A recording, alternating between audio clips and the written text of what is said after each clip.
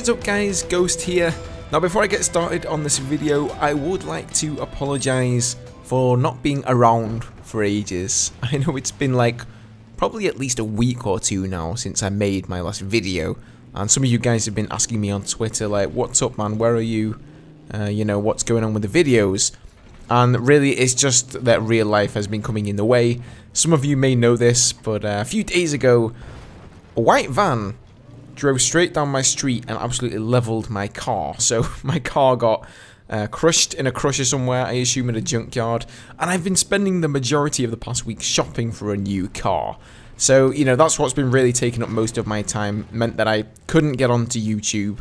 But I have now started summer holidays, so you guys can expect plenty of videos and streams. Anyway, with that said, let's get on to the content of the actual video. So we're back on the jungle map, guys, the community map project.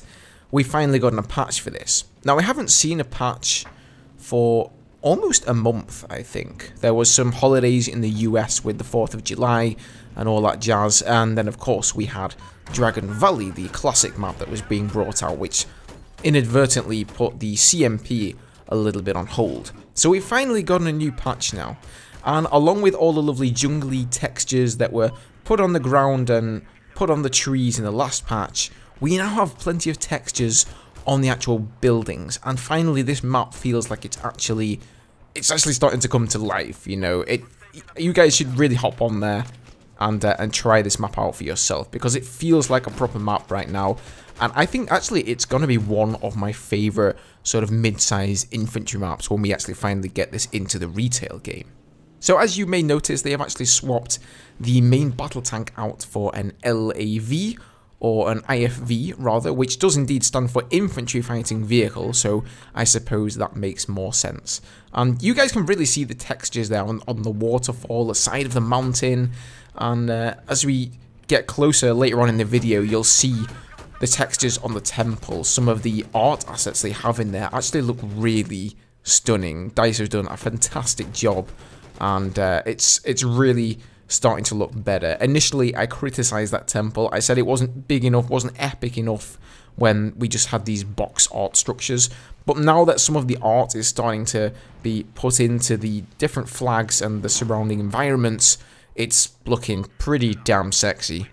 However, you will of course notice that there are large parts of the temple, for example here, that still have the sort of white, you know, box art substitute for the actual graphics and the actual artwork. Not all of the walls are done yet, so, you know, don't be a dick and critique that, because it's obviously not finished. But just look at the artwork that they have finished around the temple here. It looks fantastic. It's definitely some of the best stuff I have seen in Battlefield 4 and Battlefield 3 for that matter so far. But with that said, I think I'm gonna let the artwork speak for itself. I'll leave a few minutes of footage on here on the end of the video so that you guys can see some of the stuff around the different flag areas. And I'm gonna do one. I'm off, man. I hope you guys are having a good Saturday. I'm gonna mission off to the gym and try and fulfill my New Year's resolution. I know it's a bit late for a New Year's resolution, but you know, better late than never, eh? Alright guys, cheers. Thank you very much for watching, and I'll see you guys next time. Bye-bye.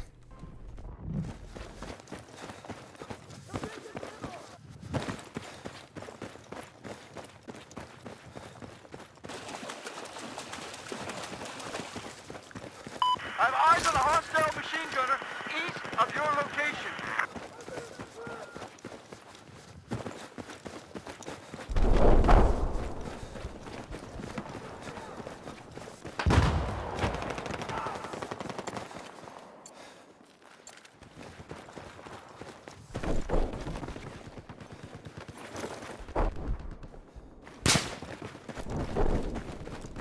Be advised, we have lost objective Bravo.